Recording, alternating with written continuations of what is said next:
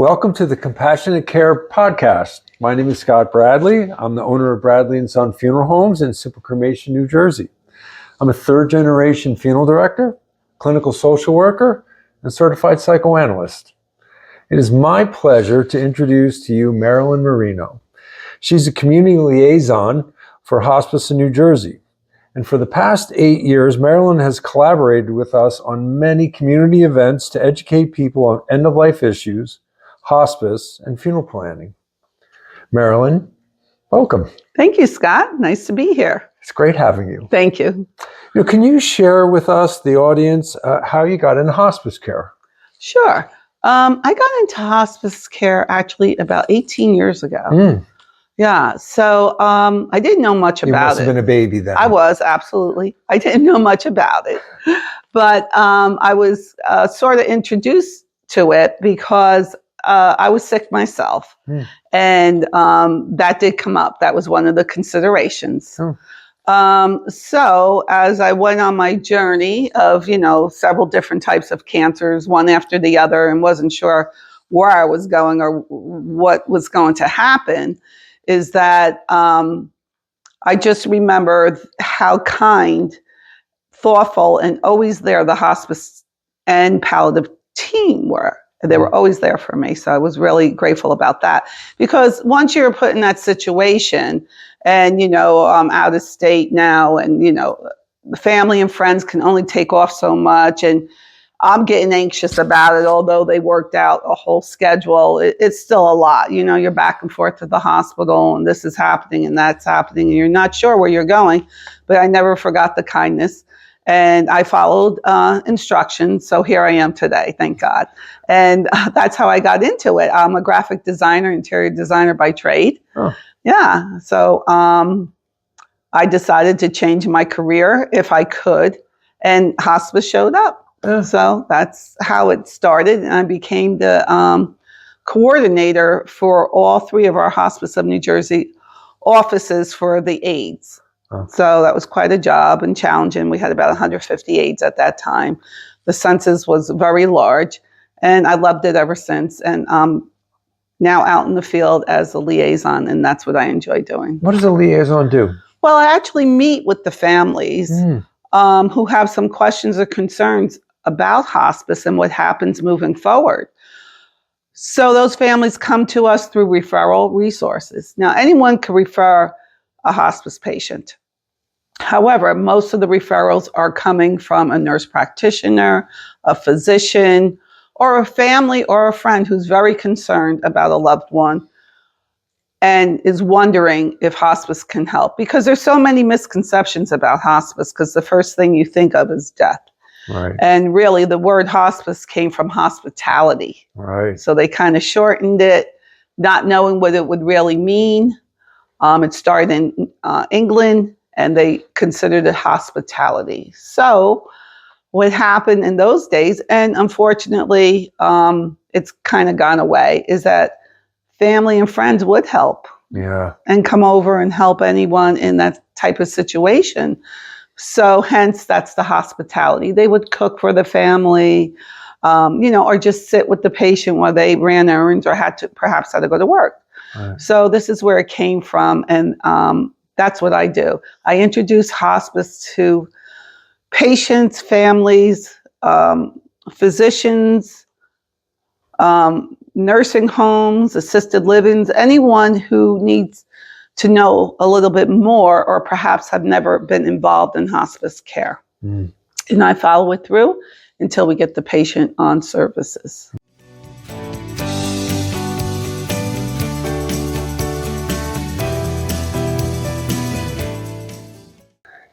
Your idea of hospice started with the idea of hospitality.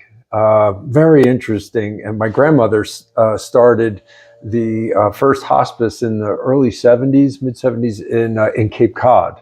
And I remember as a young boy, that idea of, it was all volunteers and it was all about hospitality and the idea that this family was nurtured and taken care of, I thought was a wonderful thing. I've always loved hospice because of my early introduction to it. That's great. But in the United States, like all end of life issues, the avoidance of death and understanding the value of hospice isn't understood. It's more avoided. Can you help us? Can you describe the hospice experience to us? Sure. Most people, like you say, have doom and gloom when they hear the word hospice. Yeah. But what we try to do is educate them on the fact that not only is the patient more than likely going to pass within 6 months, which is the criteria for hospice, is that we're all going to pass sooner or later, but there's this comfort and help that you can have with hospice. We're not curing anything because most people coming on hospice have to have a diagnosis. So we can't cure that diagnosis, but we can cure in a certain way and ease the burden of the patient, the family, or whoever's involved with the patient. And it's a matter of comfort care, being comfortable, and understand that there's ways and people that can help with that. And it starts not only with medications, because that's the first thing you may think of, but it's actually having the volunteers come in. Yeah. Having the social workers come in, having the chaplain available. Yeah. And they all play a big part of the hospice services, not only the nurse, although they're comforting as well. Yeah. It's just the idea is that here's your team that's going to help you get through this. And as much as some people think, well, it's my granddad, he's been sick for a long time and he's this age, and we understand it, when it comes to the end, most people don't understand it. No. And they still need help, and that's where we come in. And that's the hospice experience from start to finish. Is there an educational piece as well as like an emotional, psychological piece? Yes, there is, and it's all connected. So the education starts up front and continues until the end and afterwards, because there's a lot of miscommunication within the families, the loved ones, even after. So we do have a bereavement program, and that is 13 months after the person has passed. So that's what we like about Bradley Funeral Homes as well, is that they are compassionate enough to be part of our bereavement if needed. Thank you for saying that. Yeah, absolutely. It's been a passion of mine as studying clinical social work and psychoanalysis and being a therapist, that the Bradley Funeral Homes is part of the continuum of care. Certainly. That we can meet with people like you and hospices and be there before someone dies and get some anticipatory work done, and then afterwards have bereavement support available for our families. Very important.